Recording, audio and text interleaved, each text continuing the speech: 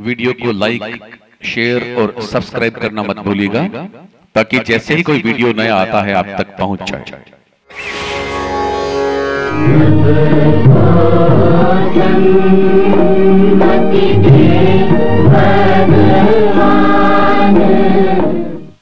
नमस्कार दोस्तों, आज एक बड़ी जटिल और बड़ी विषम स्थिति में हम लोग डिस्कस कर रहे हैं। एक बड़ी परेशानी है जिसकी वजह से हमारा फ्यूचर, हमारा आने वाला समय सब कुछ खराब हो जाता है।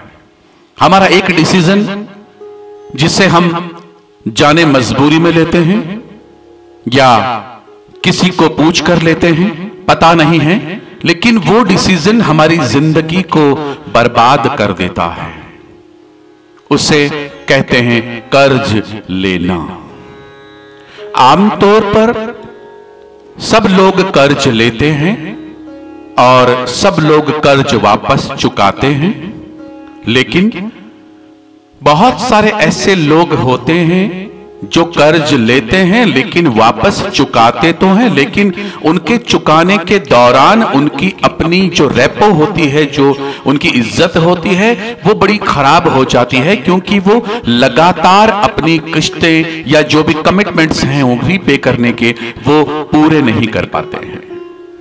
क्यों नहीं कर पाते हैं? बड़ा एक अजीब सा सवाल है।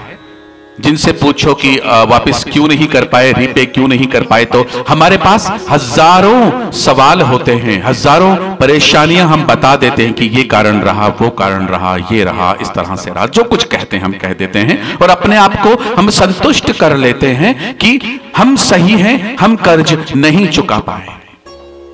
यहां पर हम गलत हैं। यदि हम इस बात को स्वीकार कर लेते हैं कि हां, हमारी भी कुछ कमियां रही हैं कि हम कर्ज को समाप्त करने को सोचने की बजाय, रीपे करने की सोचने की बजाय हमने अपने पैसे को कहीं और लगा दिया, और उस जगह से ये उम्मीद थी कि ये पैसा हमें जस्ट डबल तो कम से कम होकर निकलेगा ही, और वही पैसा वहां पर हमारा डबल नहीं, जीरो हो जाता है और धीरे धीरे करके हमें कर्ज घेर लेता है। कैसे निकलें इस कर्ज से? सबसे पहले आपको एक मार्केटिंग की जिस तरह से स्ट्रेटजी होती है, उस तरह से अपने फिनांस को रीपे करने की, अपनी इंस्टॉलमेंट्स को रीपेमेंट करने की आपको जो है एक स्ट्रेटजी प्लान करनी पड़ेगी।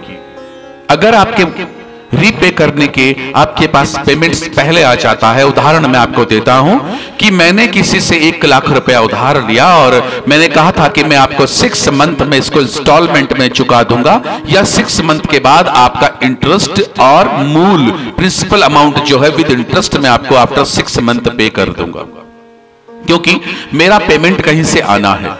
लेकिन हुआ क्या? 2 महीने बाद मेरा पेमेंट जो है मेरे पास आ गया था, 1 लाख रुपए से भी ज्यादा, या जितना भी पेमेंट मुझे कहीं से लेना था, वो पेमेंट जब मेरे पास आ गया तो मेरे जहन में एक ख्याल आया। वो ये ख्याल था कि मेरा जो 1 लाख रुपए प्लस इंटरेस्ट देने का जो कमिटमेंट है, वो कमिटमेंट तो 6 महीने का है, अभी तो 2 महीने हुए हैं, 4 महीने तक मैं इस पैसे को काम में ले सकता हूं। सबसे बड़ी हमारी कमी यहीं पर हो गई कि हमने कुछ भी सोचा नहीं, समझा नहीं, और एक तरफ अपने दिमाग को लगा दिया और हमने उसको रीपे करने की बजाय हमने उस पेमेंट को एक बार अपने अकाउंट में रख लिया। बहुत सारी कंडीशंस होती हैं। पहली कंडीशन ये होती है कि हमने उसे अपने अकाउंट में रख लिया और हम उसको चुका देंगे, ये सोचते हुए हमने उस पैसे के बारे में सोचना बंद कर दिया। लेकिन 1 महीने बाद जब हमने देखा तो उस अकाउंट में से करीब 50,000 रुपए निकल चुके थे, जिसका हमारे पास हिसाब नहीं है। हिसाब नहीं है।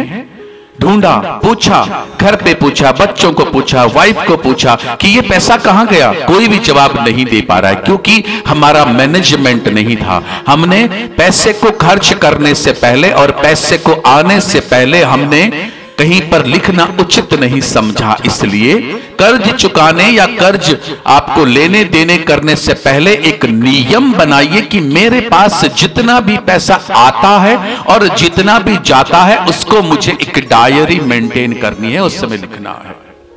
अब आप सोचिए, 1 महीने के बाद आपके पास 50,000 रुपए पड़े हैं और आपने सोचा कि अब मुझे उसको रीपे कर देना चाहिए। तभी जहन में आया कि 50,000 में कैसे पे करूं, मुझे तो 1 लाख प्लस प्रिंसिपल देना है। आप वापस से ढीले हो जाते हैं। आपने ये नहीं सोचा कि मैं ये 50,000 या प्रिंसिपल जो है उसको दे करके एक बार आधा तो फ्री हो जाता हूं, आधा मैं बाद में सोच लूंगा। ये धीरे धीरे करके हमारे ब्रेन को, हमारे मन को इस तरह से जकड़ लेता है कि हम उस कर्ज को चुका नहीं पाते हैं और 4 महीने बीतते बीतते वो 50,000 जो अमाउंट थी हमारे पास बैंक में, वो भी खत्म हो जाती है।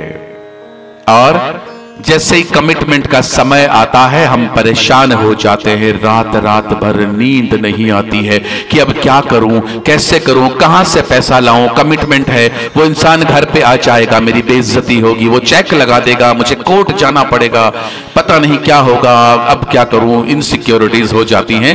यही इनसिक्योरिटीज सोचकर हम अपने फोन लिस्ट को संभालते हैं, चेक करते हैं, कॉन्टैक्ट्स को चेक करते हैं और कुछ लोगों को कॉल करते हैं कि यार बॉस, मुझे थोड़ा सा पैसा रिक्वायर्ड है, क्या आप दे सकते हो 4 महीने 2 महीने के लिए।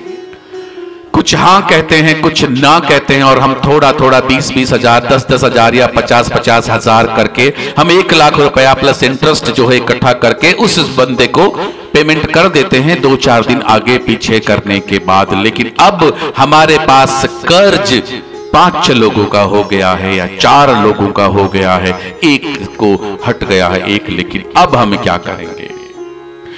सेम यही हैबिट हमारी अगर लगातार रहती है कि हम जैसे ही पैसा आया सबसे पहले कर्ज यदि चुका देते हैं तो जीवन में कभी कर्ज नहीं होगा।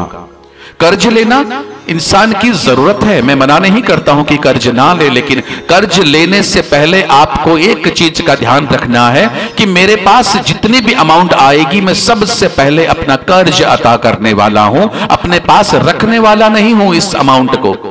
यदि हम इस हैबिट को पाल लेते हैं, इस हैबिट को डेवलप कर लेते हैं, थोड़े से मजबूत हो जाते हैं, इनकम ज्यादा करते हैं, एक्सपेंसेस हम कम करने लग जाते हैं, तो जीवन में हमें कर्ज से संबंधित परेशानियों को, जो मेंटल टॉर्चर करती हैं, जो रातों की नींद उड़ाती हैं, हर वक्त इनसिक्योर कर देती हैं और धीरे धीरे करके हम बीमार पड़ जाते हैं मानसिक रूप से और उसके बाद शारीरिक रूप से।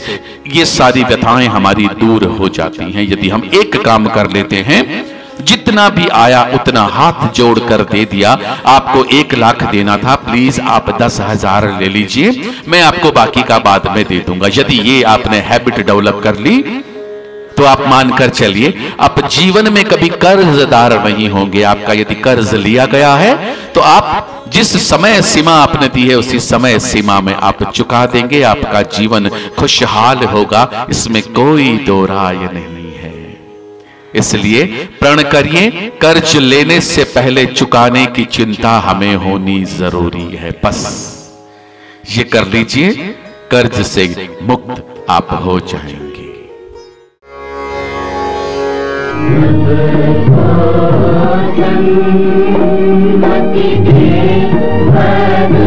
भगवान